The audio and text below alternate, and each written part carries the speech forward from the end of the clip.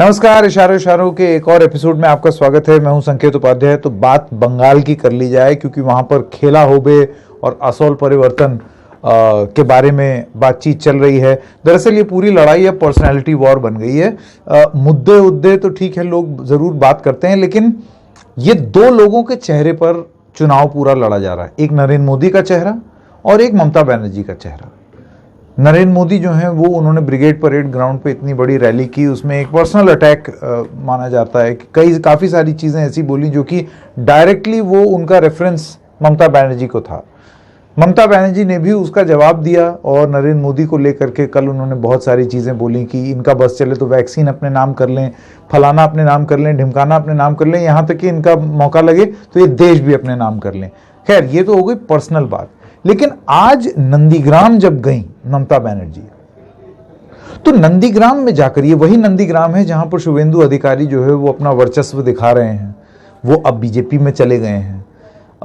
इससे ये माना जा रहा है कि वो जब बीजेपी में जाएंगे तो बीजेपी में नंदीग्राम आंदोलन से जुड़ी हुई जो ममता बनर्जी की ताकत थी वो अपने साथ बीजेपी में लेके जाएंगे। तो ममता बनर्जी ने ये सोचा कि वो तो ताकत दे रहे थे ममता बनर्जी को, सीधे वो खुद ही नंदीग्राम में उतर जाएं तो फिर वो ताकत को नेगेट कर देंगी। क्या ऐसा होगा? खैर, ममता बनर्जी ने इस बात का आगाज कर दिया। वहां पर वो नंदीग्राम में ही रह रही हैं। एक घर है उन्होंने किराए पे ले लिया है एक टीएमसी वर्कर का। वो फैमिली फर्स्ट फ्लोर में रहेगी, ये ग्राउंड फ्लोर में रहेंगी। उसकी सिक्योरिटी का इंतजाम वगैरह हो गया। वो इसलिए कर रही हैं ताकि नंदीग्राम और उसके आसपास के इलाके में वो घूम फिर सकें। आज जो रैली हुई नंदीग्राम में, जो उनकी हुई रैली, उसमें ममता बनर्जी ने एक बड़ी अजीब किस्म की चुनौती दे दी भारतीय जनता पार्टी को। दरअसल बीजेपी बार बार सवाल क्या उठा रही थी ममता बनर्जी पर?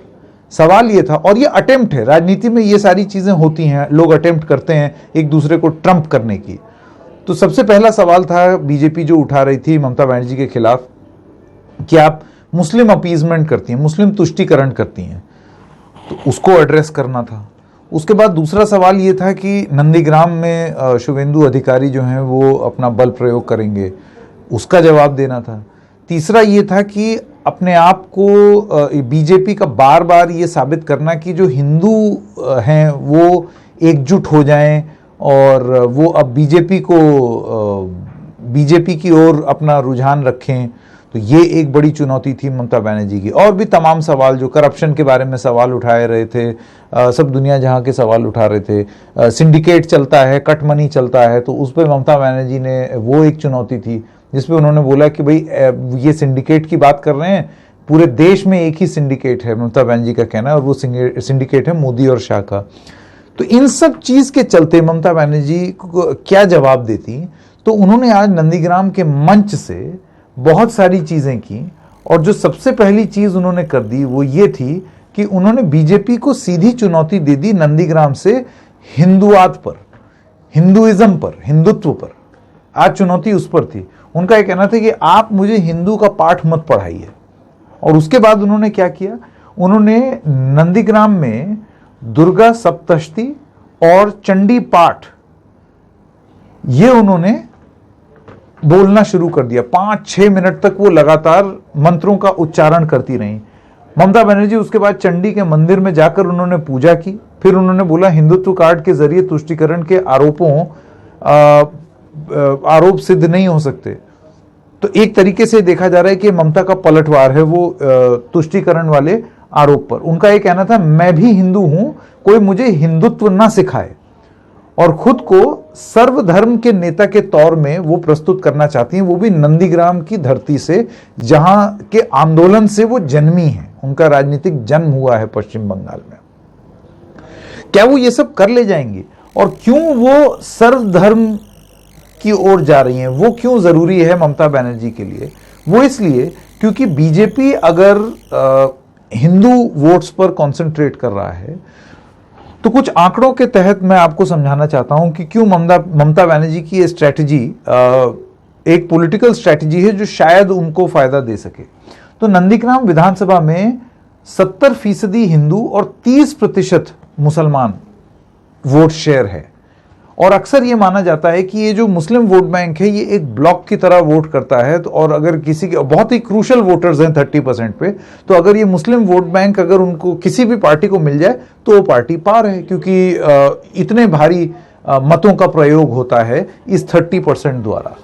अब नंदीग्राम विधानसभा में 2 ब्लॉक हैं, नंदीग्राम 1 और नंदीग्राम 2। ब्लॉक 1 में 35% मुस्लिम वोट, ब्लॉक 2 में 15% मुस्लिम वोट। नंदीग्राम में करीब 2,75,000 मतदाता हैं और करीब 62,000 उसमें से मुस्लिम मतदाता हैं। ये आंकड़े हैं जो कि आप हमारे चैनल पर भी देख सकते हैं।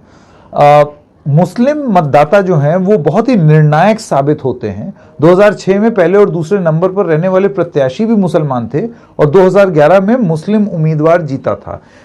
इस बार जो कैलकुलेशन है वो ये है कि देखिए अभी भी मेजॉरिटी कम्युनिटी तो हिंदू ही है, 30% उनका वर्चस्व जरूर, लेकिन 70% जो है वो हिंदू वोट हैं। और अगर वो बीजेपी कंसोलिडेट करने की कोशिश कर रही है हिंदुत्व की वजह से, तो फिर आप लेके बैठे रहिए ये 30%। ये अगर पूरे ब्लॉक में भी वोट कर दें, लेकिन अगर वो 70% एक साथ अगर किसी और पार्टी को चले गए तो आपको तो नुकसान हो जाएगा। और 2019 में आपने देखा बीजेपी ने अपना वोट शेयर बढ़ाया भी था।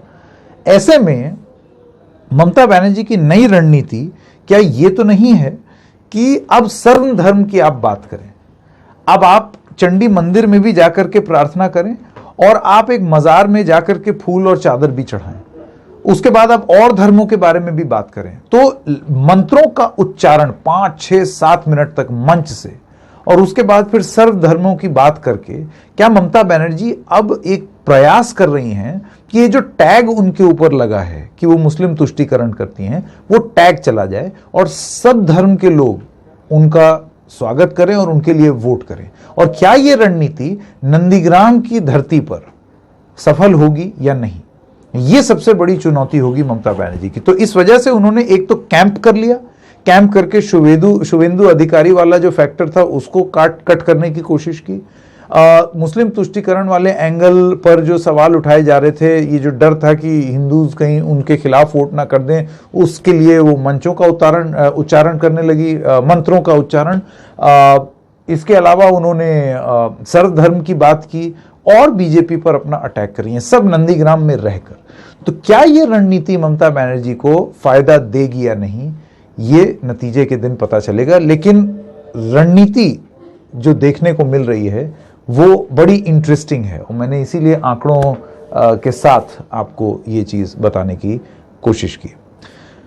तो आज इशारों में बस इतना ही। हम फिर मिलेंगे किसी और मुद्दे के साथ, तब तक के लिए नमस्कार।